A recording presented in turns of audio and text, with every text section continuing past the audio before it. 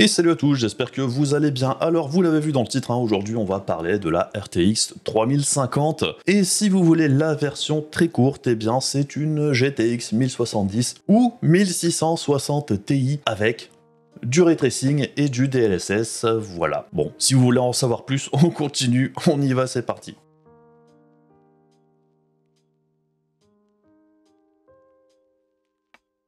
Alors, petite pique mise à part, la RTX 3050, c'est la plus petite carte de la gamme Ampere d'NVIDIA, qui nous accompagne, ou pas, depuis maintenant environ 1 an et demi. Donc tout comme chez AMD, c'est la première fois que les marques mettent autant de temps à sortir le bas de gamme sur une génération de GPU. Mais ici, comparativement à la génération précédente chez NVIDIA, on a bien une RTX complète sur la gamme 50, puisque si vous vous rappelez, sur la génération 2000, on n'avait pas eu de 2050. On avait eu à la place la gamme 16, donc on avait eu les 1660, 1650 et compagnie. Et sur ces modèles de cartes-là, même si c'était basé sur la nouvelle architecture Turing, il n'y avait pas de RT Core, il n'y avait pas de Tensor Core, ce qui voulait dire qu'on n'avait pas accès à toutes les fonctionnalités RTX tels que le ray tracing ou le DLSS. Donc ce coup-ci c'est différent, on aura bien accès à toutes les fonctionnalités RTX et celle qui sera le plus utile sur cette 3050, ce sera très clairement le DLSS, puisque le ray tracing, on va le dire tout de suite, sur cette gamme de GPU, ça n'a pas grand intérêt. Puisque les jeux les plus gourmands au niveau du ray tracing seront très clairement quasiment injouables avec ray tracing activé, même en 1080p, alors, on peut très certainement utiliser le DLSS en mode radé pâquerette pour que ça tourne de façon convenable, mais alors la qualité d'image, ça n'a plus aucun intérêt. Et les jeux les moins gourmands au niveau du ray tracing, si on prend l'exemple Far Cry 6, Resident Evil 8, on peut peut-être l'activer, mais ça changera pas grand-chose à la qualité d'image globale.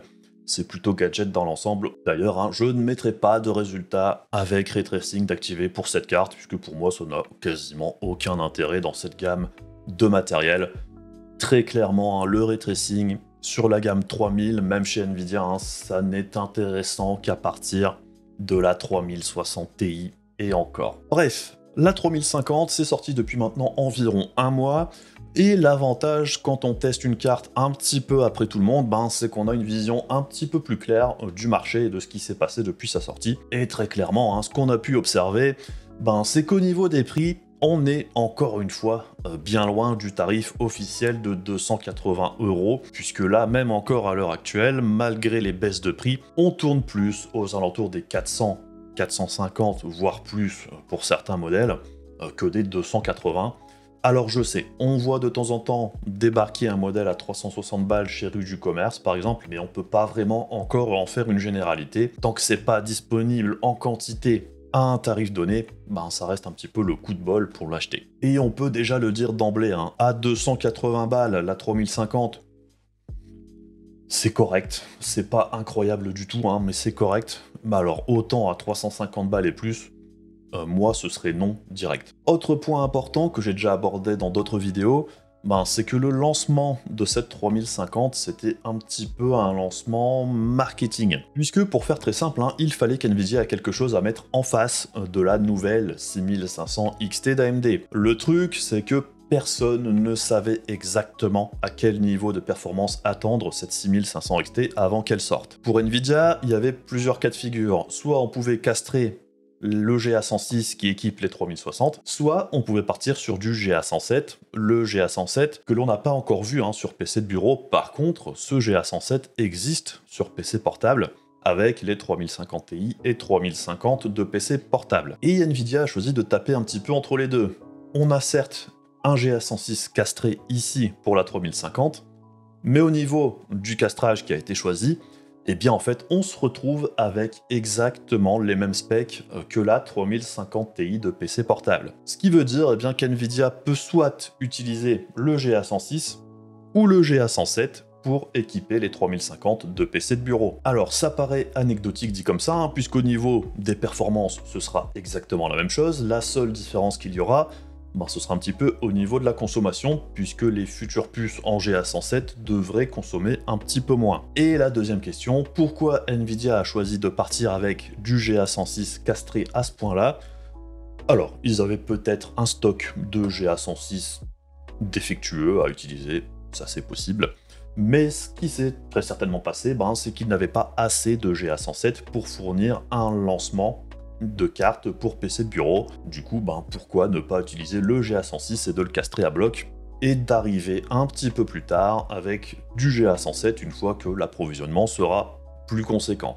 Le gros problème quand on procède de la sorte, c'est que le GA106 qui équipe les 3060, depuis sa sortie, il n'a jamais coûté son tarif officiel. D'autant plus que si vous allez chercher dans certaines vidéos, par exemple chez Gamers Nexus, il nous avait expliqué avant la sortie de la 3060 que certains partenaires n'étaient pas spécialement contents de la situation, puisqu'en gros, il était impossible pour eux de fabriquer une 3060 et de la vendre au prix annoncé par Nvidia. Donc, d'office, on sait que la 3060 à 330 balles, c'était plus ou moins pipeau, on s'en est bien rendu compte, et on aura très probablement beaucoup de mal à la retrouver à ce tarif-là dans un futur proche. Je ne dis pas que ça n'arrivera jamais, mais je serais quand même assez surpris que ce soit le cas avant la future génération. Donc si Nvidia avait déjà du mal à fournir une 3060 à 330 balles, fournir une 3050 basée sur la même puce à 250 $, ça paraît encore plus compliqué.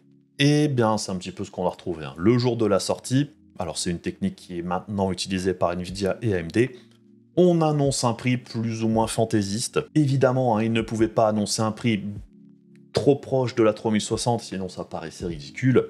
Ce qui fait que le tarif officiel de 250 $, c'est complètement mytho d'office. Là où AMD, même si le tarif officiel de la 6500 XT était aussi mytho, il était un petit peu plus réaliste que les tarifs annoncés par Nvidia, que ce soit pour la 3050 ou la 3060. Et il y a une raison pour laquelle Nvidia n'annonce plus de prix officiel sur certains modèles, même si ici ils étaient un petit peu obligés d'avoir quelque chose en face de la 6500 XT. Du coup, on a une carte sortie artificiellement à un tarif fantaisiste qui ne sera très probablement jamais atteint tant qu'on sera sur du GA106 sur cette 3050. J'ai aucun doute sur le fait qu'on la retrouve assez rapidement vu que les prix sont en train de descendre au global, aux alentours des 350 balles, mais encore une fois, à 350 balles, c'est pas spécialement le deal du siècle. Surtout qu'au final, la 6500 XT, ça a un petit peu été la catastrophe, mais au niveau marketing, pour Nvidia, c'était ici tout bénef. Puisque par rapport à la 6500 XT, la 3050, c'est un bien meilleur GPU. On a un GPU complet, on a bien l'encodeur, le décodeur, on a 8 lignes PCI Express 4.0, on a 8 Go de RAM, on a un bus mémoire de taille correcte. Bref, on a quelque chose de beaucoup plus solide.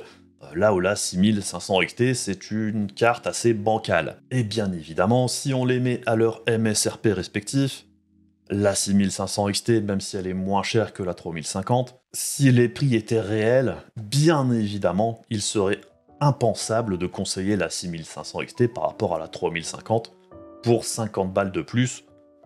Il n'y a même pas photo. Et c'est un petit peu ce qui s'est passé au niveau des reviews. On sortait d'une 6500 XT un petit peu cracra, avec une 3050 certes pas incroyable, mais sur le papier, et dans la réalité bien meilleure au niveau des performances et de ce qu'elle propose, à un tarif à peine supérieur, sauf que dans la vraie vie, le tarif était largement supérieur à cette 6500 XT. À un tarif similaire, il n'y a pas photo, autant au double du prix, c'est quand même beaucoup moins intéressant. Bref, ça c'est le marketing, ce qui nous intéresse maintenant, c'est les specs de cette 3050. On va faire un petit tour dessus. Alors j'ai mis les deux versions, le GA106 et le GA107. Et ce qu'il faut retenir, c'est que pour l'instant, bien évidemment, la puce utilisée est largement plus grosse que celle de la 6500 XT, mais aussi un bon cran plus grosse que la 6600 ou 6600 XT d'AMD. Il n'y a que quand on sera passé sur la 3050 en GA107 qu'il y aura un petit avantage au niveau de la taille de la puce, et qu'Nvidia pourra très certainement se permettre de la vendre un petit peu moins cher. Alors on connaît pas encore la taille exacte de ce GA107, mais au niveau des estimations que j'ai vu passer à droite à gauche, on s'attend à quelque chose avoisinant les 190 mm². On retrouvera donc, encore une fois bien évidemment, les 2560 Q d'accord, à comparer aux 3584 de la 3060, donc on voit déjà d'office qu'au niveau de la castration entre les deux cartes, c'est quand même assez costaud. Puisque castrer une puce à plus de 40% de ses unités, ça n'a aucun sens. Hein. D'ordinaire, ça ne se fait pas. Très clairement, c'était pour utiliser le GA106 ou le GA107. Au niveau des fréquences, par contre, on a quelque chose d'assez similaire à la 3060, en dehors de la fréquence de la RAM qui est un petit peu moins élevée, hein, puisqu'on passe de la RAM à 1875 MHz à de la RAM à 1750, et on perd aussi 4 Go de RAM. Mais sur cette gamme de matériel, 8 Go de RAM, c'est correct. On est toujours en GDDR6, hein, que ce soit sur la 3060 ou la 3050. Par contre, si on enlève de la RAM, eh bien, on doit diminuer la taille du bus mémoire. Hein. C'est mathématique, c'est comme ça que ça marche. Le GA106, dans sa configuration complète, on arrive à 192 bits maximum. Et bien ici, du coup, on est obligé de passer sur un bus mémoire 128 bits, ce qui diminue bien évidemment la taille de la bande passante, hein, puisqu'on passe de 360 gigabits seconde à 224 gigabits seconde. Ça aura obligatoirement un impact. Et un autre bridage très clair qui montre qu'on est bien sur une puce de transition, eh bien, notre 3050 utilise 8 lignes PCI Express 4.0, là où la 3060 utilise 16 lignes PCI Express 4.0, alors qu'il n'y avait pas besoin de faire ce bridage sur une puce en GA106. Ça n'a aucun sens, elles sont là physiquement, c'est juste que il fallait garder une compatibilité totale avec le futur GA107 et au niveau des performances, pour que ce soit transparent, il fallait brider à 8 lignes PCI Express. Au passage, hein, ce changement entre les deux puces sera totalement transparent. Au niveau des cartes, ce seront les mêmes, puisque les fabricants ont juste à changer une puce pour l'autre. Hein. Au niveau des pins, c'est compatible, donc il n'y a rien à faire à part changer la puce, ce sera totalement transparent. La seule différence pour l'utilisateur final, ce sera la consommation.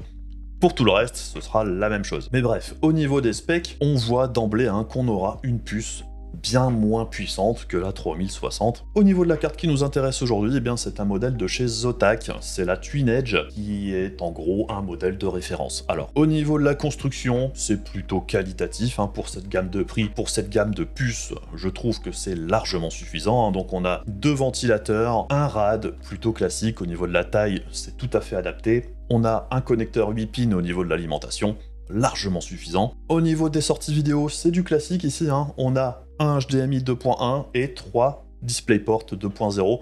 Évidemment, encore une fois, en comparaison avec la 6500 XT où on n'avait que 2 sorties vidéo, ici on a bien un vrai GPU complet. Au niveau de la consommation, en utilisation, moi j'ai bien noté qu'on tournait aux environs des 130 watts, donc on est dans les specs 2.7 3050, tout va bien à ce niveau-là. Et au niveau de la chauffe, bien évidemment, quand on ne consomme que 130 watts, ce type de refroidissement, c'est largement suffisant. J'étais quasiment jamais au-dessus des 60 degrés. Pour rappel, un GPU, dans la logique, on peut monter jusqu'à 90 degrés sans problème particulier en fait. Même si, comme la plupart des utilisateurs, on préfère avoir un GPU qui tourne aux alentours des 60-70 degrés, voire 75-80 grand maximum.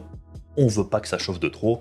Ici, on voit qu'on est quand même bien confortable. Au niveau du bruit, d'ailleurs, c'était tout à fait convenable. Alors après, je suis pas très exigeant à ce niveau-là, mais j'ai pas trouvé la carte particulièrement bruyante.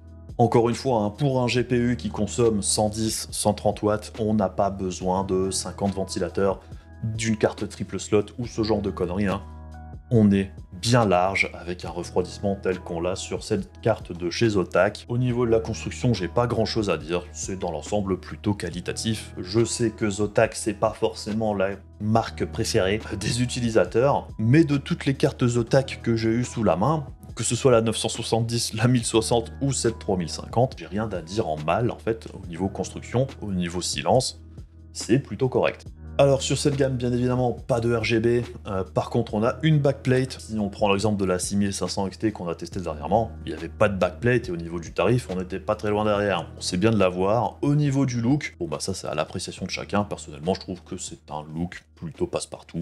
Au niveau des fréquences de la carte, par contre, elle tournait un petit peu plus haut que ce qui est annoncé sur les specs officiels, même si c'est pas un modèle OC, puisque normalement, en boost, on est censé taper les 1777 MHz, et bien ici, on tournait plus aux alentours des 1850, voire 1900 et plus dans certains cas. Pas de problème de stabilité particulière, pas de problème de surchauffe. Pour moi, cette carte de Zotac, c'est tout à fait ok. Et maintenant qu'on a jeté un œil à la carte physiquement, on va s'intéresser à ses performances. Au niveau de la config de test, c'est la même que d'habitude, hein, on est toujours sur un Ryzen 5900X avec 64 Go de RAM en casse 16 3200 MHz. Au niveau des jeux testés, on a toujours notre quarantaine de jeux. On a bien évidemment, encore une fois, notre panel de résolution, hein, donc on a le 1080p, 1440p, 4K, 2560 par 1080 et 3440 par 1440 pour le 21/9. Et comme pour le test de la 6600, on a bien nos deux settings, le High et le Ultra. Bref, je vous laisse avec les résultats, on se retrouve après pour faire un petit point sur les performances. C'est parti.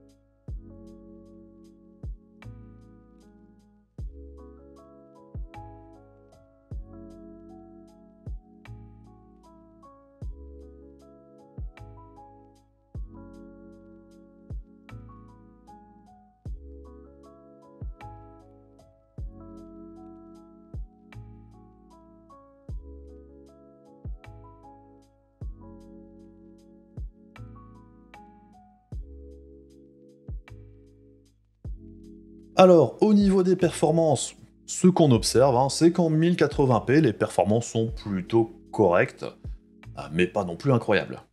On voit que dans la plupart des jeux un petit peu plus anciens, il n'y a aucun problème, ça tourne très bien. Dans les jeux les plus récents, en détail, les plus élevés, hein, donc ça commence déjà à coincer un petit peu. Alors certes, on a le DLSS pour pallier un petit peu à ça, mais que ce soit le DLSS ou le FSR, hein, il n'y a pas de magie. Quand on upscale en dessous du 1080p, on a un résultat pas top.